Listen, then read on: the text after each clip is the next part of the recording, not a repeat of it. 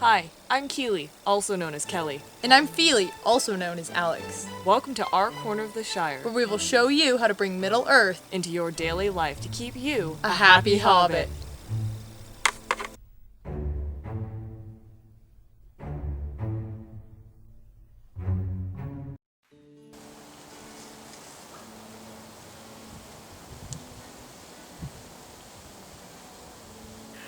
Welcome to this episode of Happy Hobbit.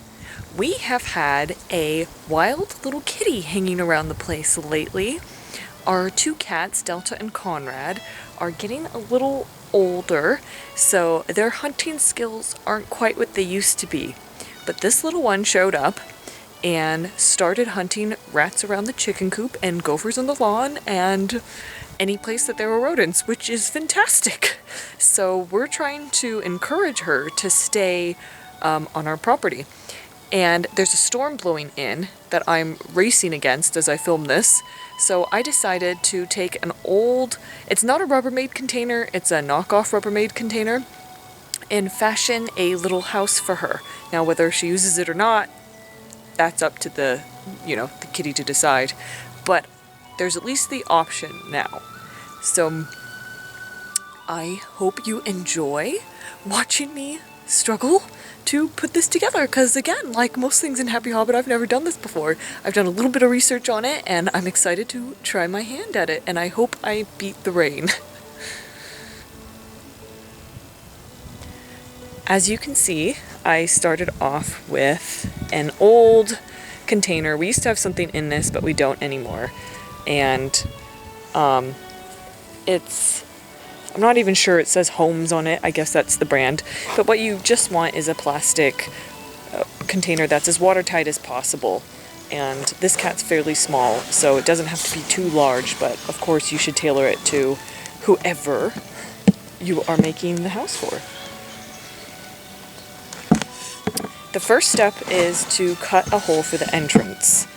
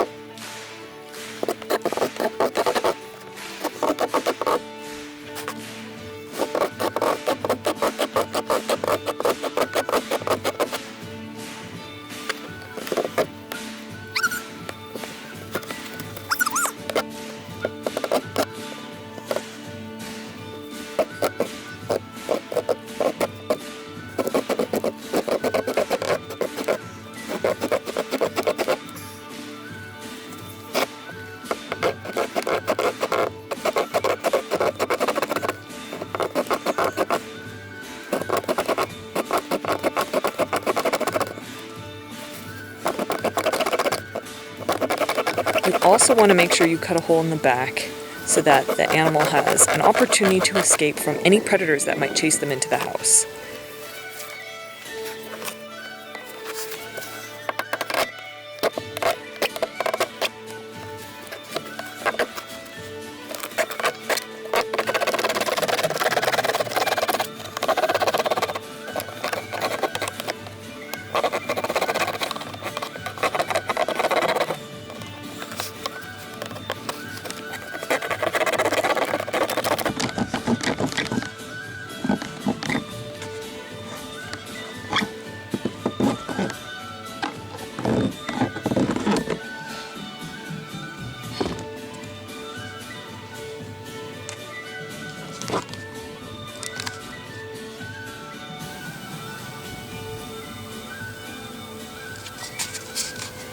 As you can see, there's now an entrance and an emergency exit.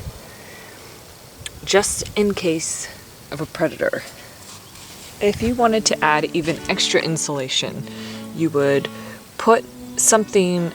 I grabbed this cardboard box just as a visual, but I've seen a lot of people use styrofoam ice chests or even just another plastic container and put it inside. Then in the gap, and of course you'd have to cut a hole in it as well because the animal would go inside there.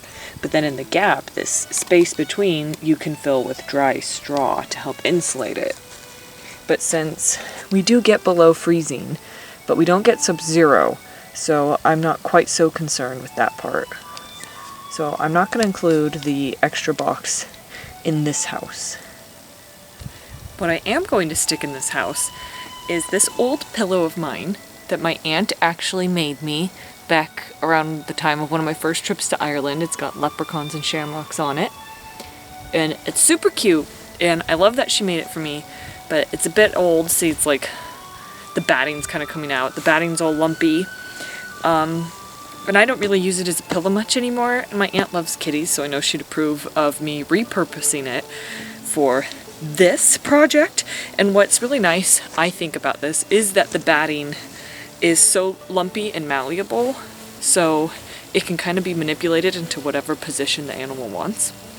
I also have a blanket that I got at the Goodwill ages ago, which I used for a costume. It looked a little bit like my clan's hunting plaid, so I bought it. It's just a normal like fleece blanket, and I bought it and I cut a strip off of it and made myself a skirt and a little accessory to make it look like a great kilt. It's not a great kilt. But this is the leftover part, and we kept it for years thinking we might use it for another costume, but we haven't. So it's cozy, and I think this is a good purpose for it.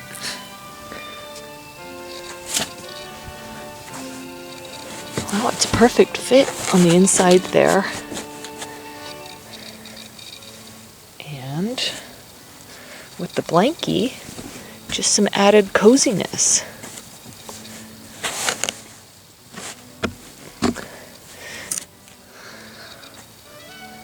There you go. Looks pretty nice. So the next step I'm going to take, I don't think is entirely necessary, but I'm going to do it anyway. That's my microphone. This is our pet cat, Conrad, and maybe he'll test the thing out for me. Oh, there he goes up on the table. But I'm going to make little flaps to cover the entrances just to make it a little bit cozier. Again, I'm not sure if this step is necessary. It's just kind of, I think it makes it seem more secretive.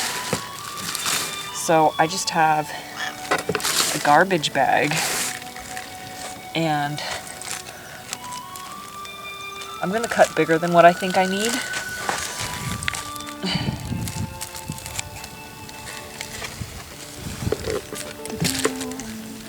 Just cut a big square. After my Elven Home episode, you guys are going to think that my rain boots are my crafting boots, and I suppose in a way they are. Alright, so here is a flap.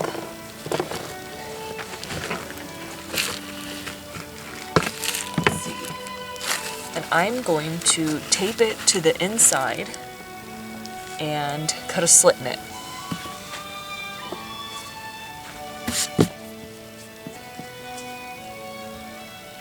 I'm using, I think it's a knockoff of duct tape. Any sort of probably heavy-duty tape like that would work. Judging by the feel of this, this is like a dollar store knockoff.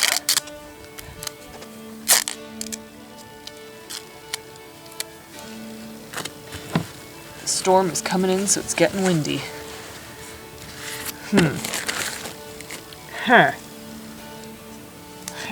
I didn't quite, let me tape it the other way so that it covers the hole. Trial and error. There we go, that'll work. Tape on. One more piece of tape.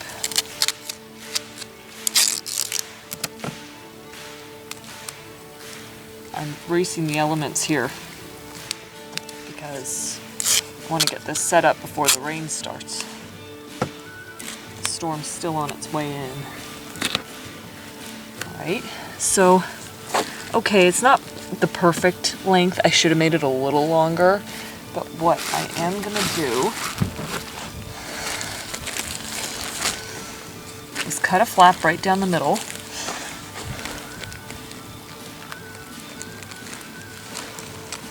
So that it's obvious, hopefully obvious, that the feline can go in and out. And then I'm gonna tape it on the sides.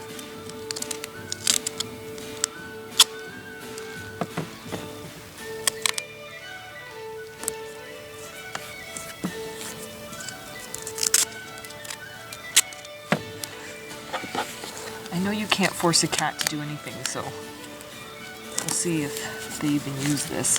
But now it's like you can go in and out, but it also feels a little more protected and secluded. And yes, that's in my panic rush. That's a piece of tape I messed up with. So I'm gonna do the same thing to the other side. Here comes the wind. Huh, Connie? You should be on camera, Conrad. So I'm going to use the rest of this section, except make it a bigger rectangle.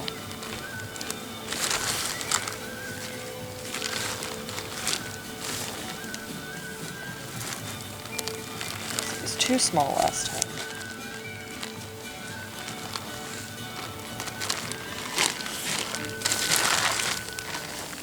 I'd rather have it too big than too long. You can always, than too short. You can always, cut the extra off.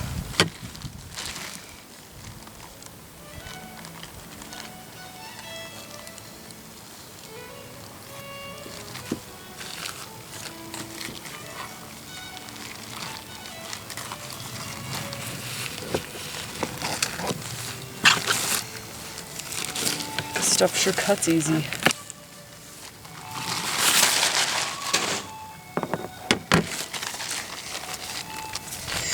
So this is what I'm kind of calling the escape route down here.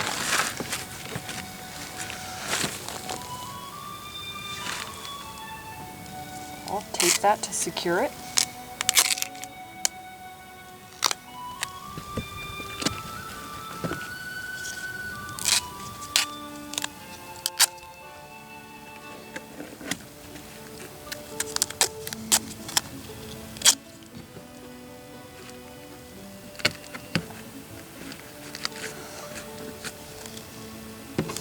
And I'm gonna do the thing, cut a little slit so that's less effort for the animal to push her way out. Make that slit a little higher. It's more like the length of the exit. And once again, tape down the sides.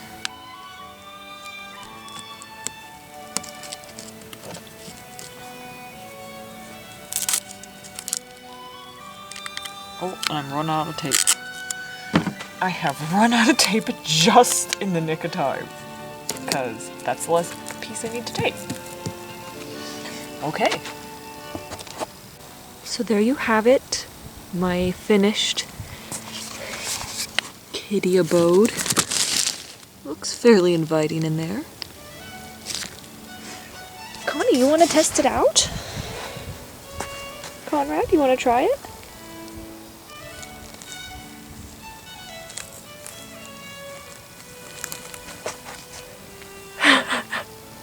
What do you think, Connie? Is that a nice place for a kitty?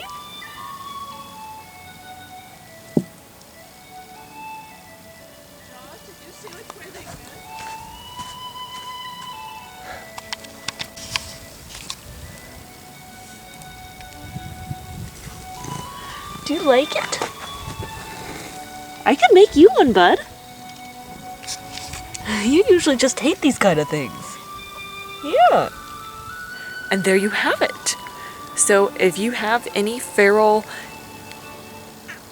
kitten wargs in your area and you want some tips on how to make them a probably somewhat temporary shelter, but in circumstances like this when there's a storm coming, it's a nice gesture. Now you know.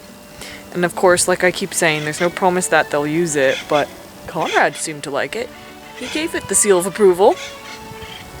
The birds are all talking, that's a sure sign the storm's almost here. Well, I'm gonna go inside and get myself a nice warm cup of tea and enjoy my stew for dinner like a true hobbit. And I will see you guys next time. Thank you for watching.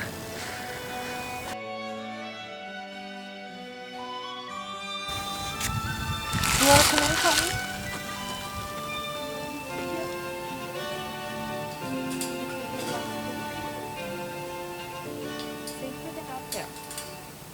Yeah.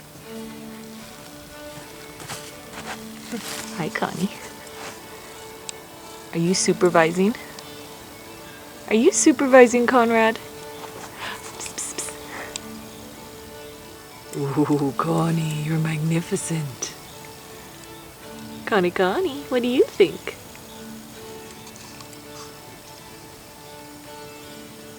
Do you smell the stew? Is Papa Hobbit cooking some stew? Yeah? I'll bet you'd like that stew, huh, kitty kitty?